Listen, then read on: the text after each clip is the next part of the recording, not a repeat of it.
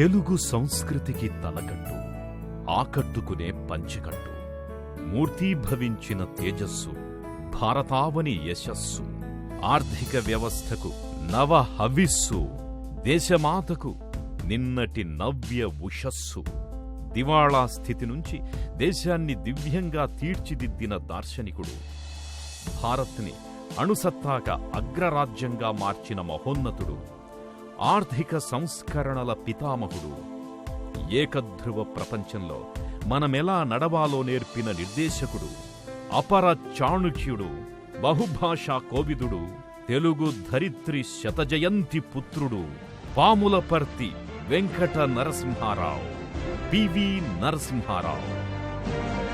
చైతన్యం ఉగ్గుబాలతో అలవడిన కరీంనగర్ జిల్లా, భీమదేవరపల్లి మండలం, వంగర గ్రామం. ఆ పల్లెలో పాములపర్తి రంగారావు ఓ భూస్వామి, 1000 ఎకరాల ఆసామి. ఎంత ఆస్తి ఉన్నా సంతానం లేకపోవడంతో మనసంతా బాధ.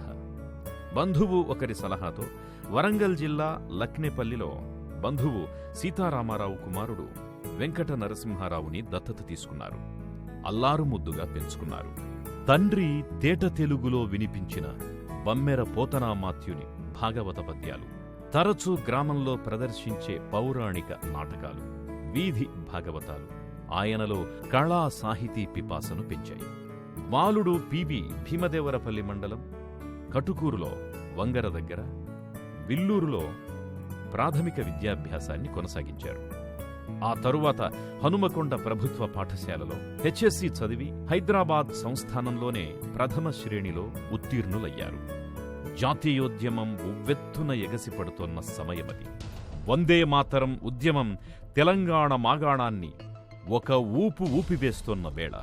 దొరల బానిస బంధనాలు, నిజాం నవాబు ఆంక్షల సంకెళ్ల మధ్య తెలంగాణ నలిగిపోతోంది, లోలోన రగిలిపోతోంది. జాతీయోద్యమ స్ఫూర్తిని మనసంతా అద్దుకున్నాడు నవయువకుడు. ఆలాపన మీద ఆంక్షలేమిటని గర్జిస్తూ ఉద్యమంలో కొదమసింగంలా దుమికాడు. 1938లో ఉస్మానియా విశ్వవిద్యాలయంలో 300 మంది విద్యార్థులతో కలిసి వందేమాతర గీతాన్ని ఆలపించాడు. ఫలితంగా కళాశాల నుంచి బహిష్కరణ దండన. పూణేలోని ఫెర్గూసన్ కాలేజీలో బీఎస్సీలో చేరాడు. ఆ తరువాత నాగ్పూర్ వెళ్లి అక్కడ న్యాయశాస్త్రంలో పోస్ట్ గ్రాడ్యుయేషన్ పూర్తి చేశారు. ఆనాడు నాగ్పూర్లో స్వాతంత్రోద్యమం పతాక స్థాయిలో ఎగసిపడుతోంది.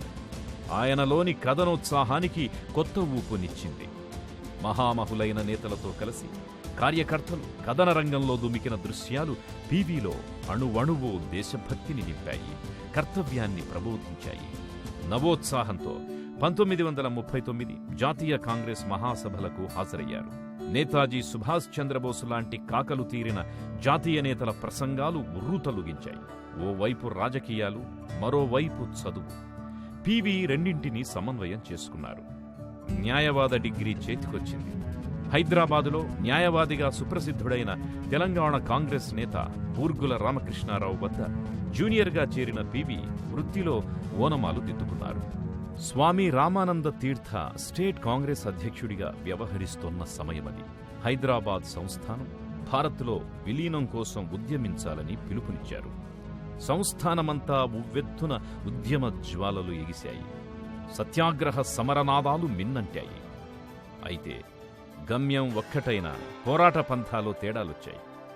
స్టేట్ కాంగ్రెస్ అతివాద మితవాద గ్రూపులుగా విడిపోయింది. స్వామి రామానంద తీర్థ రాజకీయాల్లోనే కొనసాగి చురుకైన పాత్ర పోషించాలని చివరికి నిర్ణయించుకున్నారు. 1951లో క్రియాశీలక రాజకీయాల్లోకి అడుగుపెట్టారు. కరీంనగర్ జిల్లా కాంగ్రెస్ అధ్యక్షుడిగా బాధ్యతలు చేపట్టారు. 1969-70లో స్వయం పాలన కావాలి అంటూ తెలంగాణోద్యమం బయలుదేరింది. ఎటు చూసిన ఆగ్రహ జ్వాలలు, హర్తాళ్లు, ర్యాలీలు. విద్యార్థులు ఈ సమరంలో పెద్ద ఎత్తున పాల్గొన్నారు. కాంగ్రెస్ మంత్రిమండలికి ఎన్నో ఆటుపోట్లెదురయ్యాయి. అయితే నాడు పివి నరసింహారావు విశాలాంధ్ర భావనకే మొగ్గు చూపారు. తెలంగాణ ఉద్యమం ప్రభావంతో కాంగ్రెస్ అధిష్టానం కాసు బ్రహ్మానందరెడ్డితో రాజీనామా చేయించింది.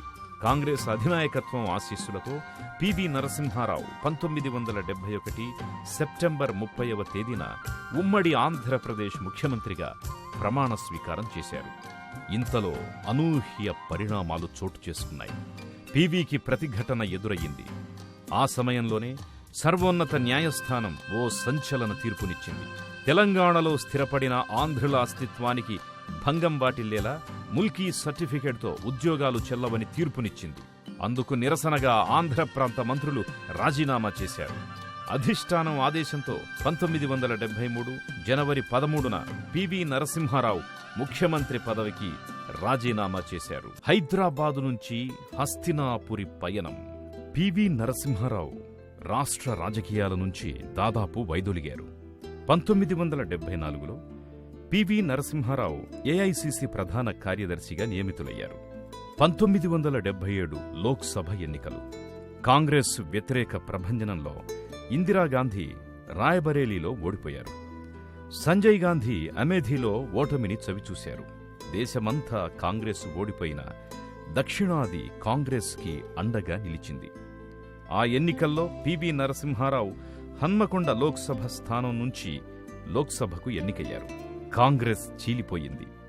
కాసు బ్రహ్మానందరెడ్డి నేతృత్వంలో చీలిపోయిన వర్గం కాంగ్రెస్ ఆర్గా వేరుకుంపటి పెట్టుకుంది. పివి నరసింహారావు కాంగ్రెస్తో తన అనుబంధాన్ని కొనసాగించారు. ఇందిరాగాంధీకే విశ్వసనీయుడిగా ఉన్నారు. వరుసగా మొరార్జీ దేశాయ్, చరణ్ సింగ్ మంత్రివర్గాలు కూలిపోవడంతో 1980లో లోక్సభకు మధ్యంతర ఎన్నికలొచ్చాయి. ఆ ఎన్నికల్లో ఎన్నికల ప్రణాళిక రూపకల్పన బాధ్యతను పివి నరసింహారావుకి అప్పగించారు. కాంగ్రెస్ మళ్లీ అధికారంలోకొచ్చింది. ఇందిరాగాంధీ కేబినెట్లో విదేశాంగ శాఖ మంత్రిగా బాధ్యతలు స్వీకరించి అలీనోద్యమాన్ని పరిపుష్టం చేశారు పివి. 1983లో అలీన దేశాల శిఖరాగ్ర సభకు మన దేశం ఆతిథ్యమిచ్చింది. ఆనాటి సభలో పివి నరసింహారావు స్పానిష్ భాషలో మాట్లాడుతున్నప్పుడు క్యూబా అధ్యక్షుడు ఫెడెల్ కాస్ట్రో సంభ్రమాశ్చర్యాలకు లోనయ్యారు. పివి భాషా పాండిత్యానికి అప్రతిభుడై ఆ తరువాత ప్రశంసల వర్షం కురిపించారు. 1984లో మంత్రివర్గ మార్పులతో పివికి హోంమంత్రిత్వ శాఖ లభించింది. అమృతసర్ స్వర్ణ దేవాలయంలో తిష్టవేసిన తీవ్రవాదుల ఏరివేతకు నాటి ప్రధాని ఇందిర ఆపరేషన్ బ్లూ స్టార్ నిర్వహించారు. అందుకు ప్రతీకారంగా సిక్కు తీవ్రవాదులు ఇందిరాగాంధీని కాల్చివేశారు. అలాంటి విపత్కర పరిస్థితుల్లో పివి నరసింహారావు ఇందిరాగాంధీ తనయుడు రాజీవ్ గాంధీ ప్రధాని కావడంలో ముఖ్య భూమిక పోషించారు. అదే ఏడాది జరిగిన లోక్సభ ఎన్నికల్లో ఆయన హన్మకొండలో ఓటమి చెందిన మహారాష్ట్రలోని రామ్టెక్ నుంచి ఎన్నికయ్యారు. రాజీవ్ గాంధీ మంత్రివర్గంలో మానవ వనరుల శాఖ మంత్రిగా బాధ్యతలు చేపట్టారు. నూతన విద్యా విధానానికి రూపకల్పన చేశారు. నవోదయ విద్యాలయాలతో విద్యా విధానంలో నూతనాధ్యాయానికి శ్రీకారం చుట్టారు. 1989 ఎన్నికల్లో కాంగ్రెస్ అధికారం కోల్పోయింది. పివి నరసింహారావు క్రియాశీలక రాజకీయాలకు దూరంగా ఉండి రచనా వ్యాసంగంలో గడిపారు. 1991 మే కాంగ్రెస్ ఎన్నికల ప్రచారంలో రాజీవ్ గాంధీ సుడిగాలిలా పర్యటిస్తున్నారు. ఆయన శ్రీపెరంబదూరు సభలో గ్యాలరీలోని కార్యకర్తలకు అభివాదం చేస్తుండగా టైగర్ల ఆత్మాహుతి బాంబు పేలి దుర్మరణం చెందారు.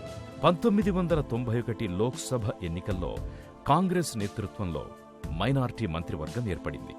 ఇంట్లో విశ్రాంతి తీసుకుంటున్న పివి నరసింహారావును ఢిల్లీ రావలసిందిగా కాంగ్రెస్ అధిష్టానం ఆదేశించింది. అప్పటికి ప్రణబ్ ముఖర్జీ, అర్జున్ సింగ్ లాంటి కాంగ్రెస్ యోధులు రేసులో ఉన్న అధినేత్రి సోనియాగాంధీ తెలుగువాడైన పివి నరసింహారావుని ఢిల్లీ పంపించారు. అందరికీ అంగీకార అభ్యర్థిగా ప్రతిపాదించారు. దేశ 9వ ప్రధానిగా పివి నరసింహారావు 1991 జూన్ 20వ తేదీన ప్రధానమంత్రిగా ప్రమాణ స్వీకారం చేశారు.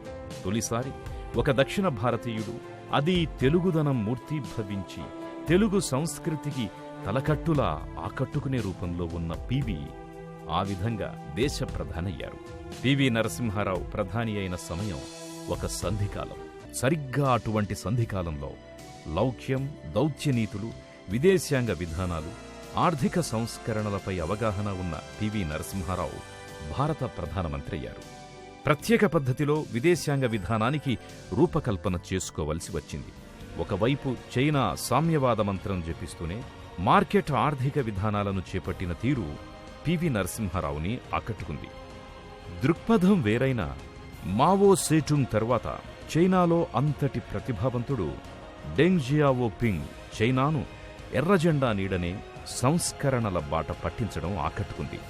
విధానాలు మార్చుకుని ప్రపంచంతో ముందుకు వెళ్లకపోతే 100 కోట్ల జనాభా ఉన్నప్పటికీ ఆఫ్రికా దేశాల సరసన చేరాల్సిన ప్రమాదముందని గ్రహించారు పీవీ.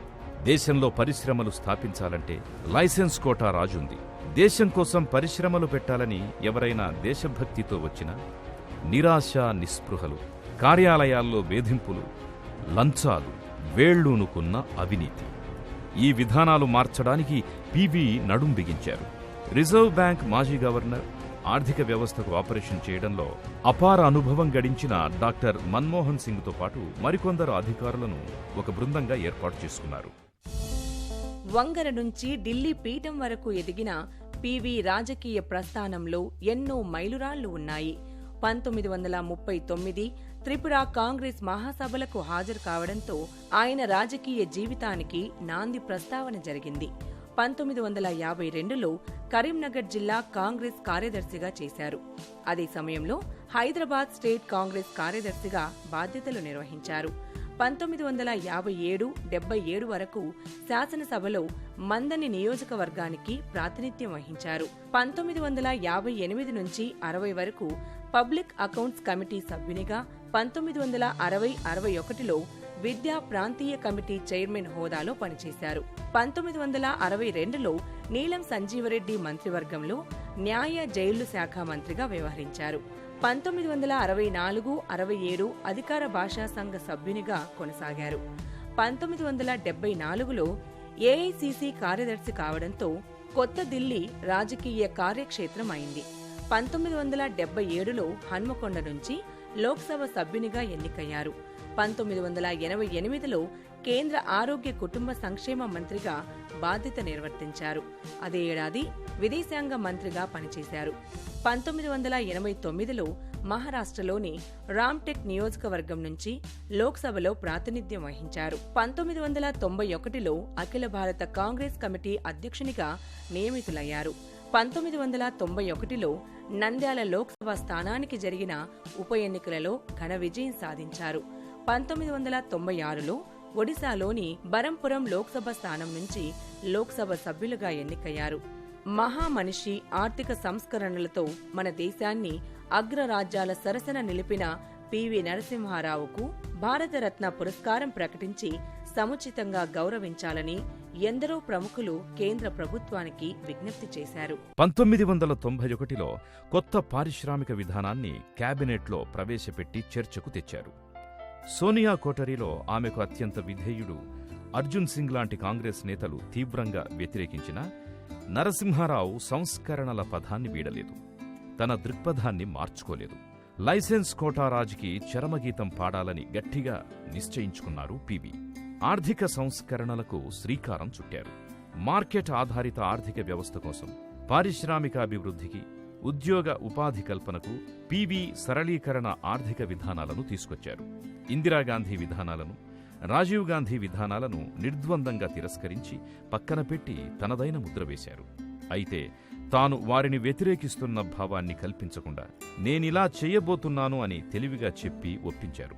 అంతే తప్ప దేనిని తాను వ్యతిరేకిస్తున్న భావన కలిగించలేదు. అదే చాణక్యనీతి కావచ్చు. పీవీ నరసింహారావు విధానాల వల్లనే ఇవాళ దేశంలో ఐటీ రంగం అభివృద్ధి చెందింది. అప్పటికి డాలర్ రెక్కలు విప్పుతోంది.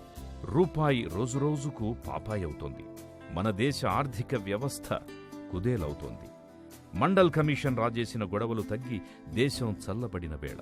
కాని ఆర్థికంగా అలజడితోనే ఉంది. ద్రవ్యోల్బణం పెరుగుతోంది. ఆ సెగలు చల్లారకముందే బాబ్రీ మసీద్ ధ్వంసం, దేశం అప్పులు చెల్లించాలంటే బంగారం తాకట్టు పెట్టాల్సిన దుస్థితి. ఆర్థిక వ్యవస్థ స్వీయ రక్షణకు చేరింది. ఆర్థిక వ్యవస్థకు శస్త్రచికిత్స చేసే నిమిత్తమై విచ్చేసిన డాక్టర్ మన్మోహన్ సింగ్ బృందాన్ని రంగంలోకి దింపారు పీవీ. కొత్త దారులు పరుచుకున్నాయి. కొత్త గవాక్షాలు తెరుచుకున్నాయి. సంస్కరణలకు, సామాజిక శ్రేయస్సుకు మధ్య ఆయన సమన్వయాన్ని సాధించారు. ఆ ఫలితాలు క్రమంగా అందివస్తున్నాయి. రూపాయి మారకం రేటు పెరిగింది. ఎగుమతుల ఆదాయాలు పెరిగాయి. స్వల్పకాలంలో నాడు 1400 కోట్ల డాలర్ల విదేశీ మారక ద్రవ్య నిలువలు సమకూరాయి. నామినేటెడ్ ప్రధాని కాని డామినేషన్ చూపించారు. మౌనంగానే ఉంటాడు, అపార జ్ఞాని, దేశ విదేశీ భాషలెన్నో మాట్లాడగలిగిన బహుభాషా కోవిదుడు, నిత్య జీవితంలో నిజాయితీకి మారుపేరు, ఏ మకిలి అంటని స్ఫటిక స్వచ్ఛమైన మనిషి. తన పిల్లలను కూడా ప్రధాని కార్యాలయానికి, అధికార పీఠాలకు దూరంగా ఉంచారు. దేశాన్ని అణ్వస్త్ర రాజ్యాల సరసన నిలిపిన ఘనత పివి నరసింహారావుదే. అణుపరీక్షల సమయానికి అధికార పీఠం నుంచి తప్పుకోవాల్సొచ్చింది. ఆర్థిక మాంద్యం ప్రపంచాన్ని కుదిపివేసిన వేళ, కుబేరులే సామ్రాజ్యాల విలువ తరిగి కుదేలైన వేళ మన దేశం నిశ్చింతగా ఉంది. అగ్రరాజ్యాలే నిస్సహాయంగా ఎలా గండం గట్టెక్కాలా అని తలుచుకుంటున్న వేళ మన దేశం మాత్రం కులాసాగా నిర్భయంగా జీవించింది, సగర్వంగా తలెత్తుకుని నిలబడింది. తరువాతి కాలంలో అగ్రరాజ్యంగా ఎదిగింది, నిర్ణాయక శక్తిగా మారింది. ఇవాళ మన దేశం అనుభవిస్తోన్న ఆధునికత, ఎలక్ట్రానిక్స్ వస్తువులు, ఏర్పాటవుతోన్న పరిశ్రమల సముదాయాలు అన్నీ పివి సరళీకరణ విధానాల పుణ్యమే. ఆయన బృందం సాధించిన అఖండ విజయమది. ఆయనో స్థితప్రజ్ఞుడు, తామరాకు మీద నీటిబొట్టు లాంటివారు. ఛాందసవాదాన్ని ఆయన ఛట్ఫట్మని తెంచారు. దేశంలో ఇవాళ ఏ రాష్ట్రానికా రాష్ట్రం వ్యాపార అనుకూలత కలిగిన రాష్ట్రాల్లో మేమ్ముందున్నాం అని పోటీ పడుతూ పారిశ్రామికవేత్తలకు ద్వారాలు తెరుస్తున్నాయి. దేశ విదేశీ పరిశ్రమలను ఆహ్వానిస్తున్నాయి. అందుకు సోపానంగా నిలిచింది పివి సంస్కరణల పథమే. పివి నరసింహారావు ఆర్థిక మాంత్రికుడే కాదు, అక్షర మాంత్రికుడు కూడా. అలసిన వేళ రచనా వ్యాసంగంతో సేతదీరతారు. స్వాతంత్ర్యానంతరం ఆయన కాపర్తి సదాశివరావుతో కలిసి వరంగల్ నుంచి కాకతీయ అనే పత్రికను నిర్వహించారు. కథలు, కథానికలు, నవలలు, అనాథ గ్రంథాలు ఎన్నింటినో రచించారు. బహుభాషా కోవిదుడు, అక్షర ప్రేమికుడు పివి నరసింహారావుకు రచనా వ్యాసంగమే ప్రాణం. కవి సామ్రాట్ విశ్వనాథ సత్యనారాయణ అక్షరీకరించిన 1000 పడగలు నవలను పివి నరసింహారావు సహస్ర ఫన్ పేరుతో హిందీలోకి అనువదించారు. మరాఠీ రచయిత హరినారాయణ్ ఆప్టే రచన పన్ లక్షద్ ఘతో అనే మరాఠీ పుస్తకాన్ని అబల జీవితం శీర్షికతో తెనిగించారు. పివి దశాబ్దాల మౌనరాగాన్ని వీడి తన గుండెలలో దాచుకున్న తనకే తెలిసిన నిజాలు, విశేషాలను ది ఇన్సైడర్ పేరుతో ఆంగ్ల నవల రాశారు. ఆ నవలే లోపలి మనిషి అనే శీర్షికతో తెలుగు పాఠకులను అలరించింది. ఆయన కలం నుంచి మంగయ్య అదృష్టం అనే నవలిక, గొల్ల రామవ్వ, మంత్రిగారు, ఎదవ నాగన్న అనే కథలు ప్రవహించాయి. పివి ఆంగ్లంలో బ్లూ సిల్క్ శారీ అనే కథ రాశారు. నేనొక చైతోర్మిని, ఆ నిద్రాన నిశీదిని మానసి మేల్కొంచినాడు, ఒళ్ళు విరిచి కళ్ళు తెరిచి ఓహో అని లేచినాడు అంటూ ఆ నిద్రాన నిశీదిని మానసి అనే శీర్షికతో పివి తెలుగు కవిత ఆయన కలం నుంచి జాలువారింది. ప్రజాకవి కాళోజీ నారాయణరావు షష్ఠపూర్తి వేడుకల నేపథ్యంలో పివి ఆయనకు శుభాకాంక్షలు తెలియజేస్తూ ఒక గేయాన్ని 1000 పడగలు నవలపై పండిత ప్రశంసల పేరుతో వ్యాఖ్యానాన్ని రాశారు. ఆయన రచించిన ది ఇన్సైడర్ నవల లోపలి మనిషిగా అనువాదమై మన ముందుకొచ్చింది. ఎంతో ఆదరణ పొందింది. ఏళ్లుగా దాచుకున్న భావాలని ఒక్కసారి బ్రహ్మాండం బద్దలైనట్లు లోపలి మనిషి పుస్తకం ద్వారా బయటికి వచ్చాయంటారు. పివి నరసింహారావు ఆర్థిక విధానాలపై professor Vinay Sitapati by half lion how PV Narasimha Rao transformed India అనే పుస్తకాన్ని రాశారు. ఢిల్లీకి రాజైన తల్లికి కొడుకునే అని చాటుకున్న వినయశీలి, ఎంత ఎదిగినా ఒదిగి ఉన్న శిఖర సమానుడు, మేరునగ ధీరుడు, రాజకీయాలంటే ప్రజలకు సేవ చేసేందుకే అని మనసా వాచా నమ్మి ఆచరించిన మానవతామూర్తి. పివి ఆధునిక భారత రూపశిల్పి, దేశాన్ని అగ్రరాజ్యాల సరసన నిలిపిన వ్యూహకర్త. ఆర్థిక సత్తాను పెంచడమే కాదు, దేశాన్ని అణుసత్తాక రాజ్యంగా తీర్చిదిద్దారు. మూర్తీభవించిన టీవీ పివి, నవ్య పథగామి. ఆయన అవిరళ కృషి, దేశం కోసం పడిన తపన సదా స్మరణీయం, అనుసరణీయం. ఆయన కీర్తి తరతరాల స్ఫూర్తి.